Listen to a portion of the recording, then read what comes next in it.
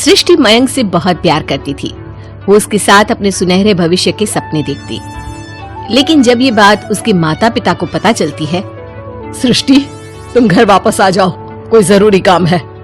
पर माँ कल मेरा ऑफिस है, मुझे छुट्टियों के लिए अप्लाई करना होगा। नहीं, इतना वक्त नहीं है, बस तुम आ जाओ जल्दी से। सृष्टि घर आती है तो पहले से ही कुछ लोग घर में बैठे होते हैं। वो लोग सृष्टि को देखने आए होते हैं। उसी में एक लड़का भी होता है, साहिल।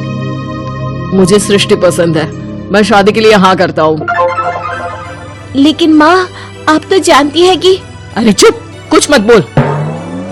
सभी सृष्टि को चुन्नी चढ़ाकर चले जाते हैं। माँ मैं किसी और से प्यार करती हूँ। मयंक काफी पैसे वाले घर का लड़का है। आपको पता है हमारे पूरे ऑफिस का मालिक भी वही है। माँ वो मेरे बिना नहीं रह पाएगा। अरे पता है ना तेरी बब्बी मासी, उनकी बेटी की शादी अमेरिका में हुई। यहाँ हर किसी के घर में कोई ना कोई विदेश में है, तो तू भी बाहर ही जाएगी। साहिल ने इतनी लड़की रिजेक्ट की है। अब तू हाँ बोल दे तो शादी के लिए वो लोग तैयार ही है, क्योंकि वो लोग सिर्फ 10 दिन के लिए ही आए हैं इंडिया में। कैसी बात कर रही हो माँ, मुझे एक बार तो ऑफिस जाना ही होगा। लेकिन वो लोग मानते ही नहीं और सृष्टि की शादी साहिल से हो जाती है। शादी के बाद सृष्टि मयंक के पास जाती है। सृष्टि तुमने शादी भी कर ली और मेरे माता पिता विदेश में मेरी शादी कराना चाहते थे। मैंने काफी समझाने की कोशिश की, लेकिन मेरे भाई और पापा नहीं माने। I am sorry Mayank.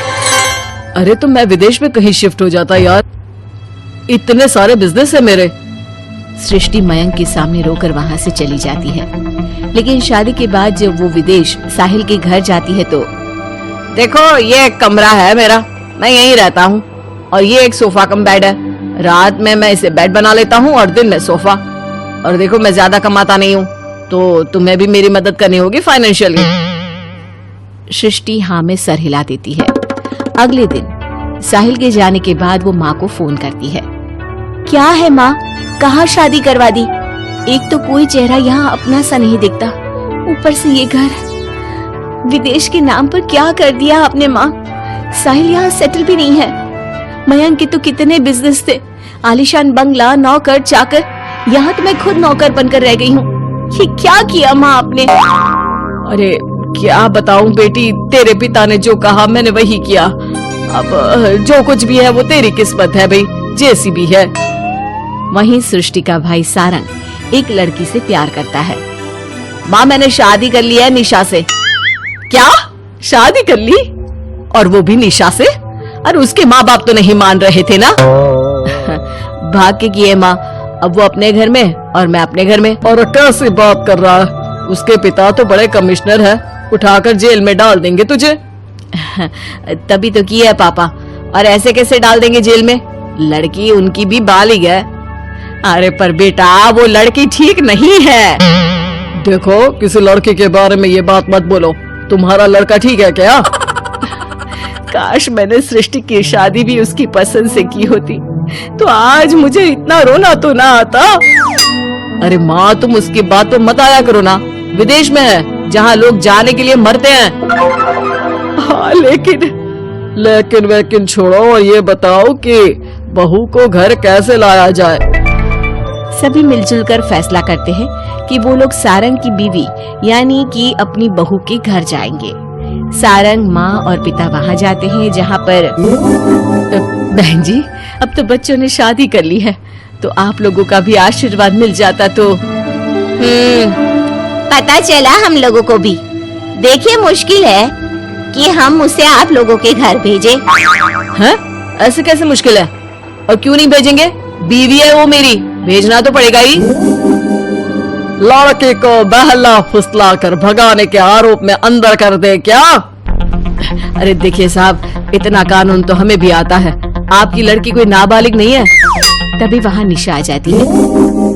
रुकिए मम्मी पापा, सारंग में कोई कमी नहीं है, हम लोग इसे कोई बिजनेस खुलवा देंगे ना। देखो एक बात बता देती हूँ, मुझे तुम्हारे घर नहीं जाना। अरे ऐसी कैसी बात कर रही हो? हम लोगों ने शादी की है, पति पत्नी है हम दोनों, और क्यों नहीं जाना? तो फिर शादी क्यों की? शादी इसलिए की क्योंकि तुम मुझे अच्छे लगे, लेकिन इतना बड़ा घर शान और शौकत छोड़कर तुम्हारे साथ आने के लिए मैं रेडी नहीं हूँ। एक तो तुम्हारा घर जिस मोहल्ले में है वो मोहल्ला बहुत खराब है, वहीं से शायद हमारी काम वाली भी आती है ना माँ? हाँ हाँ, इन्हीं लोगों के पीछे वाली गली से आती है कमला। देखो सारंग, पापा हम लोगों को आराम से पॉश कॉलोनी में फ्लैट दिला देंगे, काम भी शुरू करवा देंगे, तो तुम हम लोगों के साथ रहो। रही बात माँ पापा की तुम्हारे, तो रोका किसने है? साल में होली दिवाली मनाने हम जाया करेंगे ना उनके घर। सारंग अपने माँ पापा से कहता है, माँ मुझे निशा की बात ठीक लग रही है, वैसे भी आप लोगों के साथ तो पूरी लाइफ स्ट्रगल ही करता रहूंगा। अरे कैसी बात कर रहे हो सारंग, हम लोग यहाँ बहू लेने आए थे, बेटा देने नहीं। अब देखिए जो होना था वो तो हो गया, अब तो आप सारंग को यहीं छोड़ दीजिए और विदाई लीजिए। हाँ हाँ माँ, मैं अब यहीं रहूंगा, आप लोग जाओ, मैं अब उस मोहल्ले में नहीं आने वाला। सारंग के माता पिता वहाँ से चले जाते हैं। अब जब भी माँ सारंग को फोन करती तो या तो वो फोन काट देता या उठाता ही नहीं। एक बार सारंग के माता पिता काफी बीमार होते हैं कि तभी उन लोगों के पास सृष्टि का फोन आता है। कैसी हो माँ? तबीयत ठीक नहीं लग रही है, तुम्हें और पापा को कुछ हुआ है क्या? अरे बेटा 2 दिन हो गए हम लोग कमरे में बंद है, कोई डॉक्टर के पास ले जाने वाला तक नहीं है। हाँ माँ, मैंने सारंग को फोन किया था लेकिन उसने कहा। अरे वो तो बात तक नहीं करता, पैसे वाला हो गया है ना। रुको माँ, मैं कुछ करती हूँ, आप दोनों तैयार हो जाओ। थोड़ी ही देर में उन लोगों की डोरबेल बजती है। माँ दरवाजा खोलती है तो सामने एक हैंडसम सा लड़का लंबी कार लेकर खड़ा होता है। मयंक हो ना तुम बेटा? मयंक उन दोनों के पैर छूता है और डॉक्टर के पास ले जाता है। डॉक्टर, मैं आप लोगों को अंकल आंटी के घर का पता दे दूंगा, आप इन लोगों के घर हफ्ते में एक बार जाकर रूटीन चेकअप कराना। जी जी मयंक जी, जैसा आप कहें, आखिर ये अस्पताल आप ही का तो है। मयंक का रुतबा देखकर माँ बाप को अफसोस होता है कि क्यों उन लोगों ने विदेश के नाम पर बेटी को बाहर भेज दिया, लेकिन बेटी ने भी उनका मान रखा। चाहती तो निशा की तरह भागकर वो भी शादी कर सकती थी।